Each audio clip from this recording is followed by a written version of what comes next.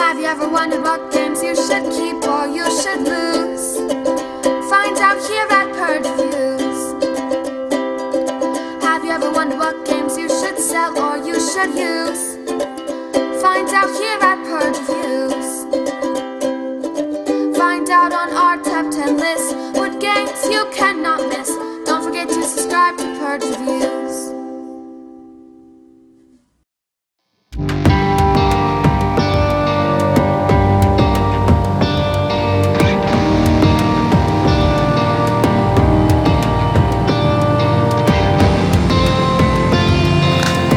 Let's talk about the Great Western Trail. Now, this is a new Stronghold game, and once again, Stronghold just knocks it out of the park. I mean, this company, time and time again, just puts out some of the best and quality games, and they're really on a part with me where Stronghold's almost the closest thing I have to an instant buy. I like their rule sets, I like their components, I like the games they put out. Stronghold is one of, if not the best company going right now. And with the Great Western Trail by Alexander Pfister, they were able to hit it out of the park again. Now, this is a heavy Euro game. This is one of those things where on a particular turn, there's not a whole lot of this. Well, there's a lot of decisions to make, but what you can do is easy. You're going to move your cowboy, and you're likely going to activate a building. Okay, that's fairly easy to do. Now, you have some options on what you want to do, and you really need to plan those out because it's a point salad. There's a lot of different ways to score. But what that means in your first game, I would just kind of go through, I would score some points, I would find out what you want to do, how things work, experiment a little bit, and plan on your second, third, and fourth game to try to get a better strategy together. Now, this is one of those games where you don't want to do everything. You want to do something, and you want to do it well.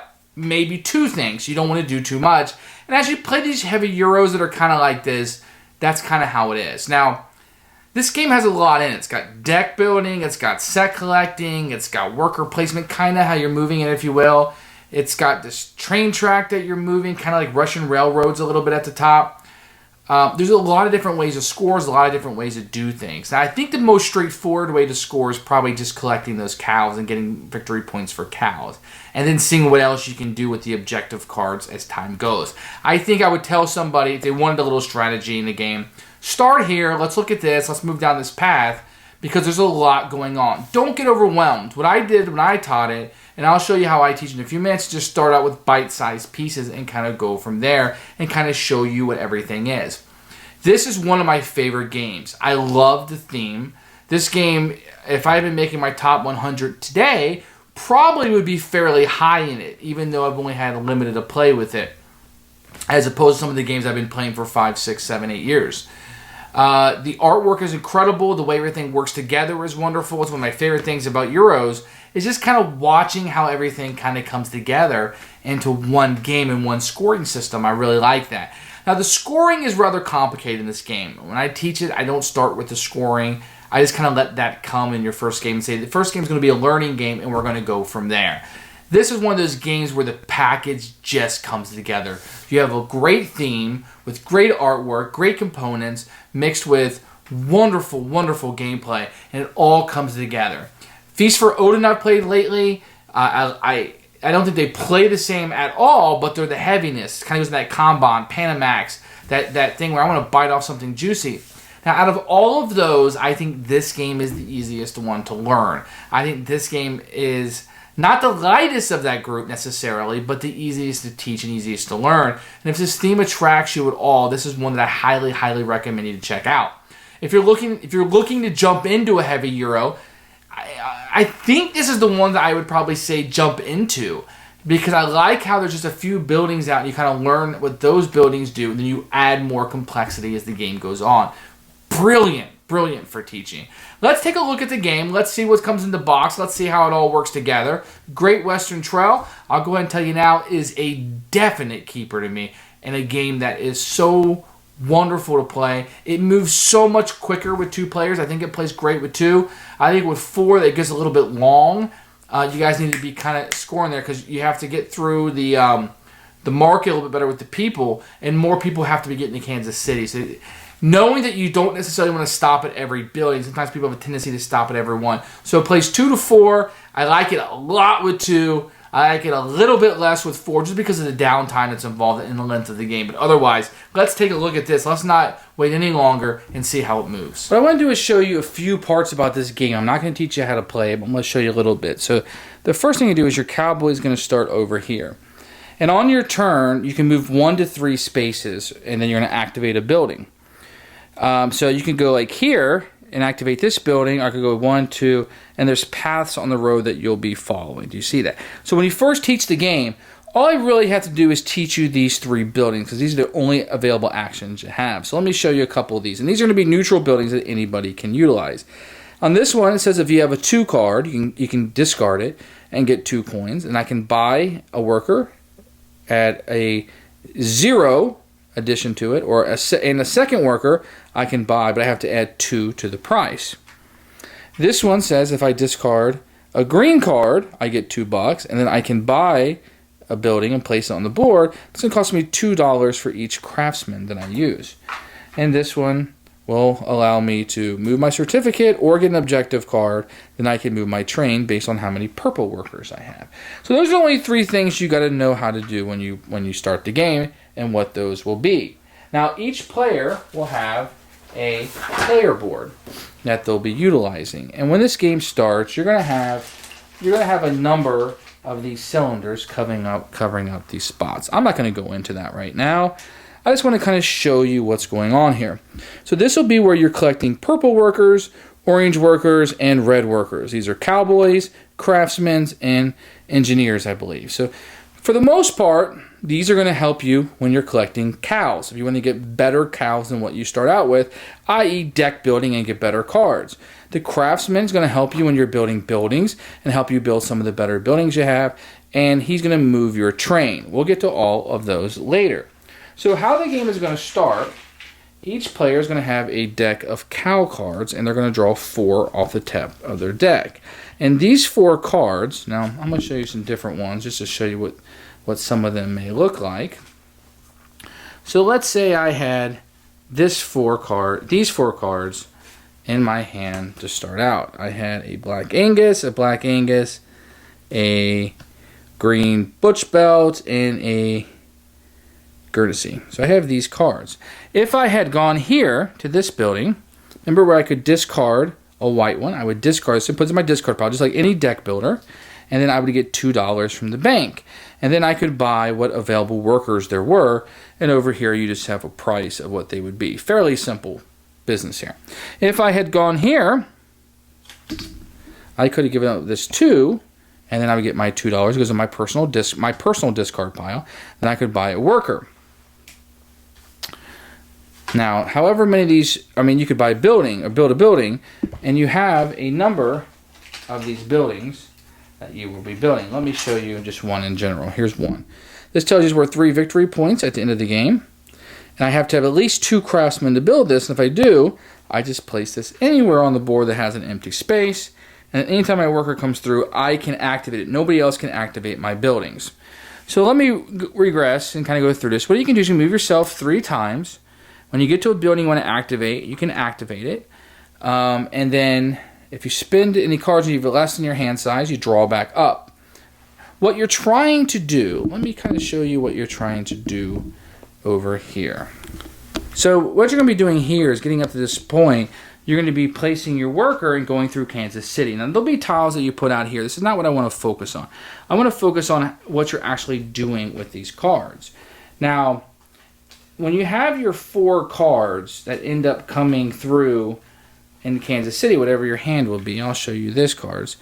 You only score for each different type you have. So since I have 2 of these whites, they only count once for 2, and these are doubled, so I would only get $3 because I can only count each one twice. Now, if I had gone with something like this, I could have counted the green, and these 2 whites only count once, and then I would end up with 5 points because I can only count one of those whites once. So you want to end up with different one of these. You do that. Now, how do you get these out of your hands? Usually by activating buildings. You switch out the ones you don't want, hoping you'll score better. So when you get up here, in addition to putting these tiles out that will change the board up a little bit, that's interesting, but it's not what I want to focus on here. is you'll get cash for the cattle, but you will also get to place one of these out here. And if you look at the top, I had 5, right? So I can't go to Colorado Springs because it's 6. I can only go to Wichita because it's 4. There's a little bit more going on up here than just this, but this is the main thing of the board. Now, I don't get anything for that. If I was to get 6 and 4, I would actually score -1 point. Not very good. And I'm just going to show you the other side of the board. Well, up here we get 14 and 16. If I was to get both of those, I actually get 4 victory points. Between 12 and 14, I get 8. So you want to push down this rail line as much as possible to score the bigger points. I don't want to go over all the rules in the game. I want to keep it as simple as possible for what we're doing here. So really what you're doing on a turn is moving your guy up to 1 to 3, not spaces on the board, but buildings that would be out. Activating that building with the idea that you're going to Kansas City, you're going to be selling off and placing those cows on the railroad to go to score in different cities. And you're going to be building your deck and trying to get better cards to do so. Now, this chart over here is going to be the price that you're going to pay to hire people. You're going to have the train that you're going to be able to move over here. It's a little bit extra complexity. And on the bottom of the board, you're going to have the prices to buy more cattle to get better cards into your deck. So there's quite a few things going on here. As the board fills up with more and more buildings, you do have to understand your actions, and there's quite a bit going on. Now, I purposely didn't go through all of the rules in the Great Western Trail. I think the scope is too large for what is here. But I also wanted to give you a feel for the game. That's what I'm here to do. Not teach you the game necessarily, but to give you the feel for it. So really what you're doing is moving through the board, activating those buildings. Now, it isn't just as much as I want to go here, ding, ding, do that building, next, ding, ding, do that building. Certain buildings are going to have discard a white card. If you don't have that white card, you might not want to stop there. Although you still may want to take the secondary action like buying a cow. So you may still need to buy there even though you're not maximizing the position. Furthermore, on your personal boards, you do have what's called auxiliary actions you can do. And these are things you can do if you're stuck on a piece, on a building you can't use, or on a neutral or another player's building for whatever reason. You can try to utilize those actions. And those can be very important. They give you a little bit of money. They're usually not as good as the buildings. But there is one like that allows you to get cards out of your deck. That's pretty nice. And then there's one where you draw a card, discard a card, especially when you're getting close to Kansas City where you want to get that right combination for when you get to go up on the train. Where you want to put your token is super important. Guys, there's a lot going on in this game. So I want to talk a little bit about it and some of the decisions that you'll make. So there's 3 types of workers, right? You have the cowboys, you have the craftsmen, and you have the engineers. Each one has a different purpose. If you try to do just one or all 3 of those, you're probably going to fail. I don't know. I haven't seen anybody take that strategy, but I think you're going to fail at it because you're not going to do anything very well. So if you're going for the cowboys, you're probably going to want to buy a lot of cattle, right? That's what they help you do, buy cattle cheaper. If you're going to do the craftsmen, you're going to want to put the best buildings out that you can, and those buildings will hopefully dictate some kind of strategy for you. The engineer moving the train, that's going to give you a lot of opportunities to score those extra victory points. I didn't have a chance to show you, but there's like some train stations you can stop at where you give up some money, you can score some points, and then get these little tiles that actually give you an immediate bonus and an end of score bonus. So that's what the craftsman is going to help you out with. I've had a lot of good luck with the cowboy strategy. I like that. I like deck building, so I like getting those cards. So there's a little bit in here like you can do what you want based on what type of game that you like. What kind of Euro game do you like? And that's really neat because I don't think, and I haven't played it 500 times, but I don't see a strategy that's any better than another one. It's just different, and you have to maximize it. So if you're playing a 3-player game and 2 of you are going for cowboys, I think you guys are going to have a tough time. I don't think you want to do that. Or if you see somebody doing your strategy, you might want to punt and go do something else because you don't want to be fighting over the same resources, right? This game is so brilliant. So you also have these objective cards that you'll be able to get. So this one's like if I get 3 cows that are worth 3 and put one of those train stations up. This one, I didn't really talk about it much. I need to get 2 Indian TPs and a building out on the board. And what's interesting about this, let me show you this one. So this one is 1 building, a blue TP and a green TP. This is a blue TP, a building, and 2 hazards. If I build, because I need a building for each of these, but I can't use the same building. So if I have both of these, I need to fulfill them, but I need to build 2 buildings. I need 2 blue TPs, a green TP, and 2 hazards. Now, the interesting thing about the objectives is if you don't do them, you lose victory points. So I get 5 if I do it, but I lose 3 if I don't. So you're going to be very careful about picking these up. And these are going to dictate kind of what you are going to do. In addition, when you take these, you're also going to have an immediate power. In this case, I get 2 coins. So you have an immediate thing that you get to do. And that's so common in this game. Like, here's this great benefit down the line, but here's a little something for you now, which kind of helps you dictate your conversation. Money can be tight. Money can be really tight. Things can get very, very expensive. So you want to make sure that you're generating income all the time. Now, sometimes, I guess deck building has a little bit to do with how you build your deck. Of course it does. It has a lot to do. But if that right card doesn't come up right when you need it, you can get hosed a little bit. So you need to be able to punt and maybe do something else that's going to score you some points. It's a point salad. And sometimes you'll be collecting those TPs because it happens and they give you money and maybe it doesn't score you anything at the end of the game, and that stinks. But you need to focus on getting an objective card. So if you have 6 different TPs, you don't need objective cards for them, start looking for an objective card that might meet those needs. So you need to go where the game takes you also, and I love that about this game. Absolutely love it. The game, now let me say this, let me put a caveat on that. The game doesn't pull you where it wants to go. Now sometimes you'll be like, okay, I need to do this to score some points because I so happen to collect this because things just worked out that way. But there's a lot of things that you'll do that will be directed by your strategy. Guys, listen to me. This is a brilliant, brilliant game. I love this game. I have shown you just the tip of the iceberg of what's in this game. There are so many decisions in it. I do have to say that I'm not crazy about this rule book. I'm not. And there's a part in there where it says, you know, if you read this whole rule book, you'll know all the icons. This should have came with a player aid. Everybody needs to know what these cards do. There should have been an appendix that showed you what every single card did and every little tile. It's really hard to figure out what they all do. I would say the learning curve is steep if you're the one that's going to teach this. Now, to teach it, the easiest way to teach it is to say, don't worry about the first couple rounds. We're going to figure out what these buildings do, and you're going to progress, and things will come together. But it's going to be you're going to be training on the job here, right? Versus with some games, you need to download everything and then you play. That's not going to happen here. There's too many icons, too many options, too many ways to score. But you're not going to be toast too badly on that because the first couple rounds, those decisions are not going to dictate whether you win or lose necessarily.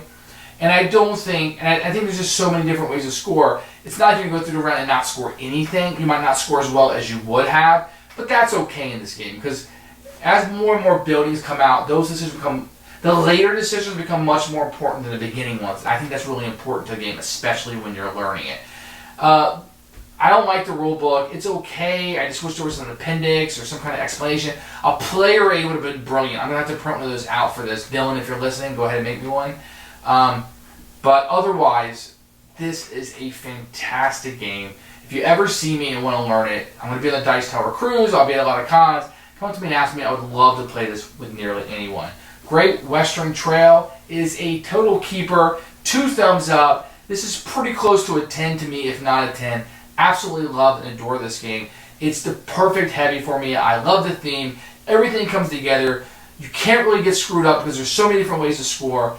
Brilliant, brilliant game. Stronghold Games, you've done it again.